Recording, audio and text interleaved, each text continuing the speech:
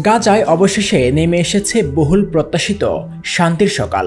সপ্তাহব্যাপী রক্তক্ষয়ী সংঘর্ষের পর ইসরায়েল ও হামাসের মধ্যে যুদ্ধবিরতি চুক্তি কার্যকর হয়েছে। স্থানীয় সময় বৃহস্পতিবার রাত 12টা থেকে এই যুদ্ধবিরতি শুরু হয়।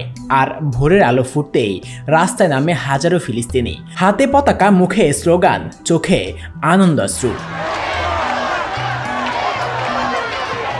চ্যানেল 24-এর প্রতিবেদনে বলা হয়েছে, গাজার মানুষ দীর্ঘদিন পর স্বস্তির নিঃশ্বাস নিতে পেরেছে।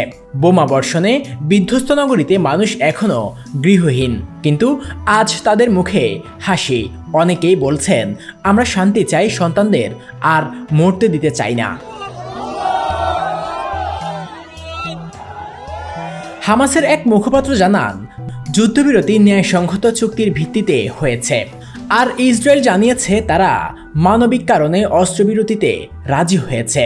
তবু আন্তর্জাতিক সম্প্রদায় মনে করছে এই বিরতি টেকসই শান্তির প্রথম ধাপ মাত্র।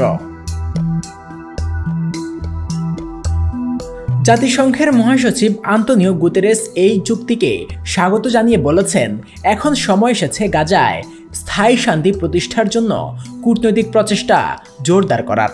দীর্ঘস্থায়ী শান্তি আন্তর্জাতিক মহলের আহ্বান, যার টেকসই সমাধান খুবই জরুরি।